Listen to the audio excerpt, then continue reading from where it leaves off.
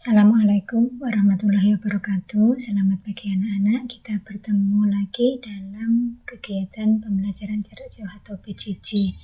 Setelah kemarin kita menyelesaikan penilaian tengah semester genap dan kalian sudah mengerjakan semuanya, kita mulai lagi untuk melanjutkan pembelajaran matematika kita.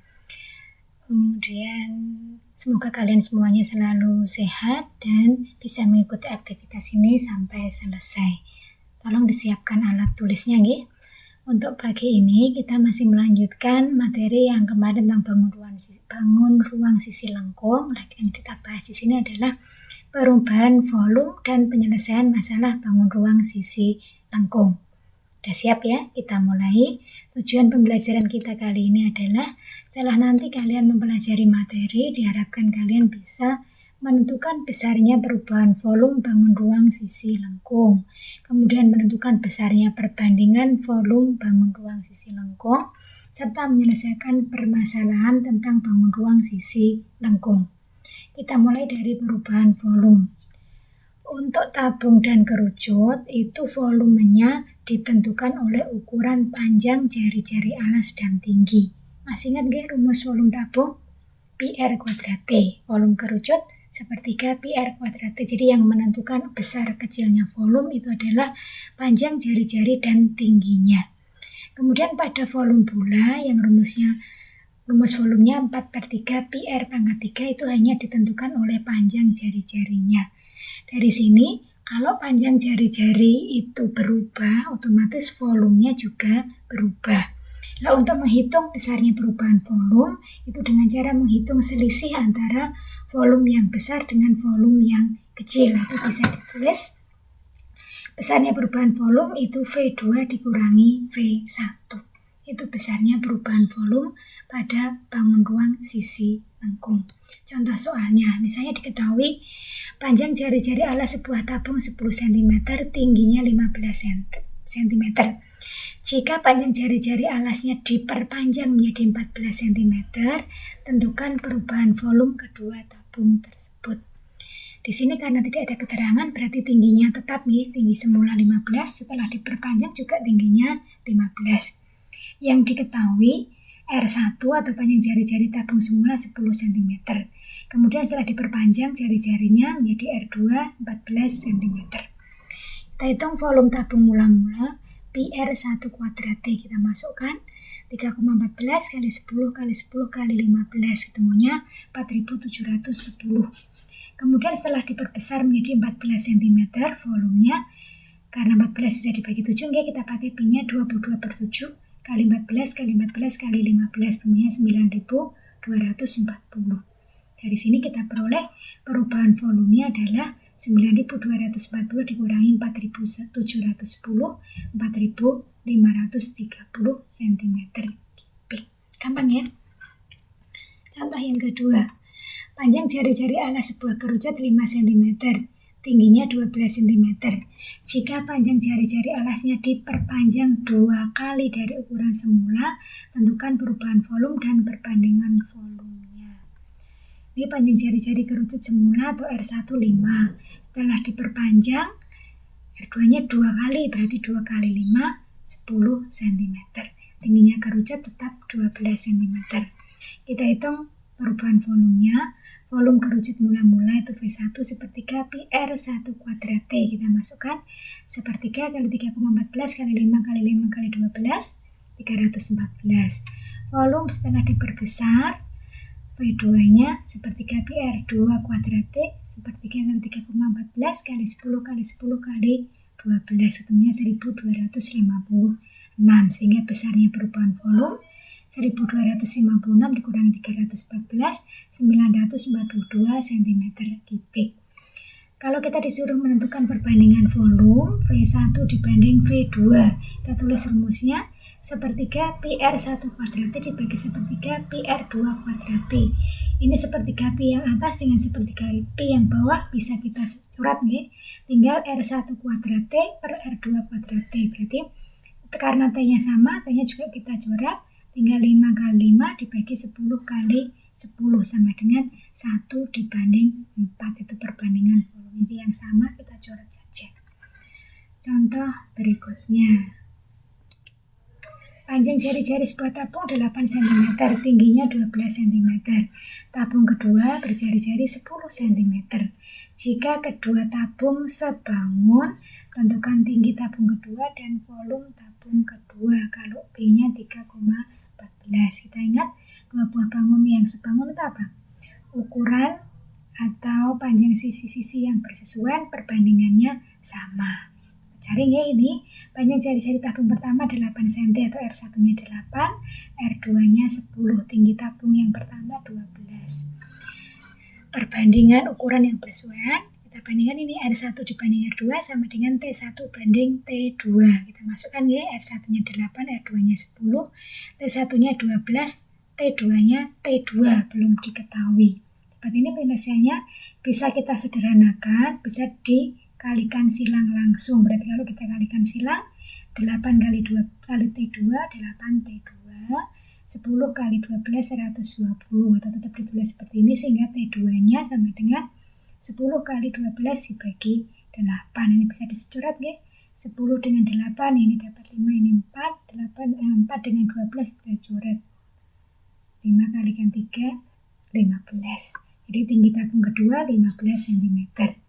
Kalau tingginya 15 sehingga volume tabung kedua bisa kita cari PR2 kuadrat T 3,14 kali 10 kali 10 kali 15.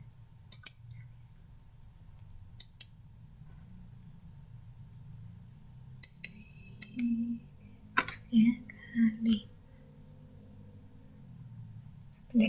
4.710 cm kubik, begitu ya.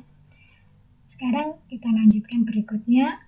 Kalau sebuah tabung memiliki panjang jari-jari 6, tingginya 14, B-nya 22/7, hitunglah volume tabung itu jika tinggi tabung tetap panjang jari-jarinya diubah menjadi 3 kali atau setengah kali. Seperti tadi caranya, kalau volume tabung semula dicari, itu PR1 kuadrat T, ketemunya ini 1584. Kemudian panjang jari-jari tabung kedua 3 kali panjangnya, berarti kalau R1-nya itu 6, maka R2-nya bisa kamu kalikan 3 kali 6, 18. Atau bisa kita tulis rumusnya dulu. R2 sama dengan 3R1. Kita masukkan ke rumus V2 PR2 kuadrat T. R2-nya ini diganti 3R1 dikuadratkan. 3R1 dikuadratkan kan 9R1 kuadrat. Kalau dikalikan semuanya ini berarti 9 PR1 kuadrat T. Nah, PR1 kuadrat T itu kan volume tabung semula yaitu 1584. Sehingga volume tabung kedua adalah 9 kali 1584 atau 14.256. Ya, kalau diperpanjang. Kemudian kalau diperpendek, jadi ukuran jari-jarinya menjadi setengah kali panjang jari-jari semula atau R2 sama dengan setengah R1. Seperti tadi, boleh langsung dihitung, boleh kita tulis pakai rumusnya. R2-nya diganti setengah R1 dikuadratkan itu 1/4 R1 kuadrat kalikan T, berarti ini boleh ditulis 1/4 pi R1 kuadrat T. Ini V1, V1-nya tadi 1584 kalikan 1/4, 396. Jadi volume tabung setelah ukuran jari-jarinya menjadi setengah kali panjang jari-jari semula adalah 396. Gitu ya. Bisa. Yang berikutnya, penyelesaian masalah bangun ruang sisi lengkung. Ini pada prinsipnya untuk menyelesaikan masalah, hal-hal yang bisa kalian lakukan. Yang pertama, mengidentifikasi atau menuliskan hal-hal yang diketahui dari soal. Kalau bisa digambar atau perlu digambar, ya dibuat gambar sketsanya. Kemudian diselesaikan, baru menjawab permasalahan yang ditanyakan. Misalnya ini. Sebuah tabung mempunyai panjang jari-jari 5 cm, tingginya 8 cm. Akan digunakan untuk menuangkan air ke dalam tabung yang lebih besar dengan jari-jari 20 cm dan tingginya 2 meter. Berapa kalikah kita harus menuangkan air menggunakan tabung kecil agar tabung besar tadi penuh berisi air? Berarti kalau banyaknya penuangan itu kan sama saja volume tabung yang besar dibagi volume tabung yang kecil, atau boleh kita tulis seperti ini. V2 dibagi V1, V2-nya PR2 kuadrat T2, V1-nya PR1 kuadrat T1. Mana yang bisa disederhanakan? P. P dengan P bisa dicoret saja. Tinggal R2 kuadrat T2. R2-nya itu 20, berarti 20 kali 20. T2-nya tadi 2 meter, berarti 200 cm. Kemudian ukuran tabung yang kecil, 5 kali 5 kalikan tingginya 8. Ini kalian kalikan 80.000 bagi 200, temunya 400, atau pakai pembagian aja, P dengan P dicoret.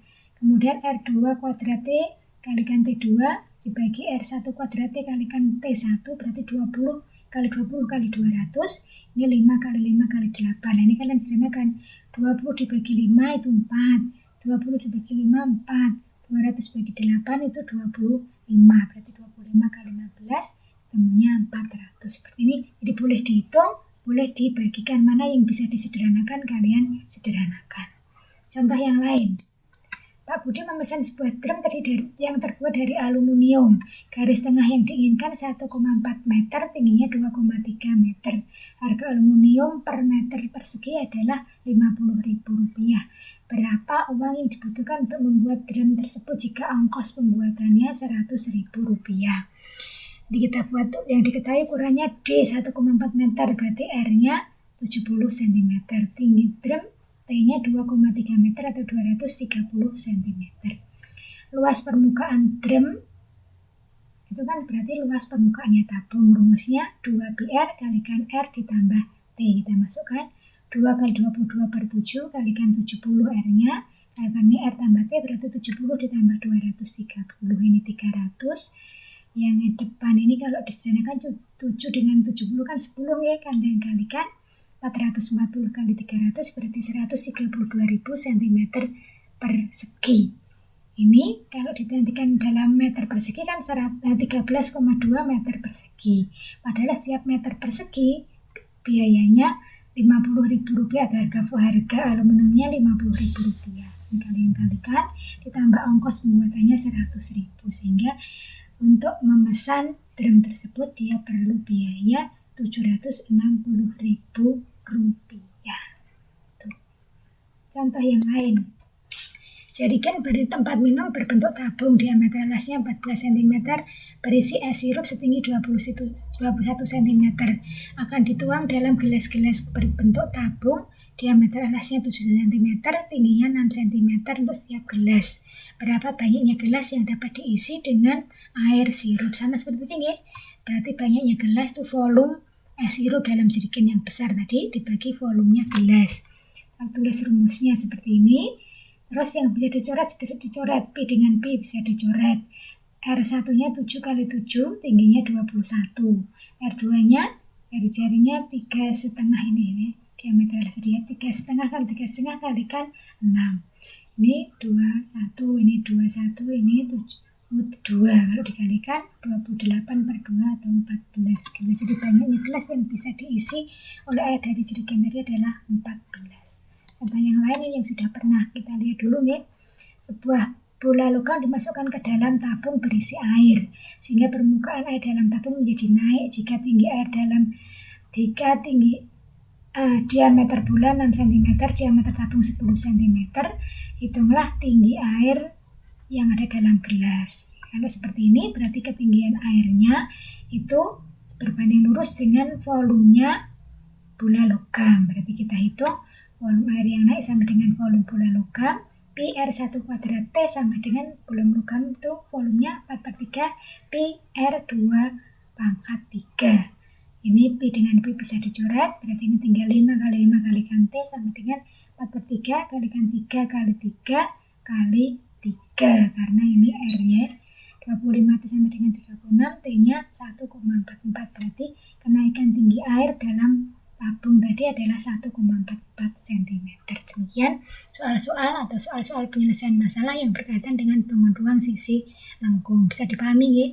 Jadi untuk soal-soal penyelesaian masalah mungkin menyelesaikannya agak panjang. Jadi kalian perlu berpikirnya lebih kompleks begitu ya.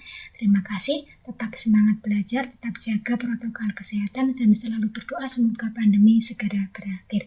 Terima kasih. Assalamualaikum warahmatullahi wabarakatuh.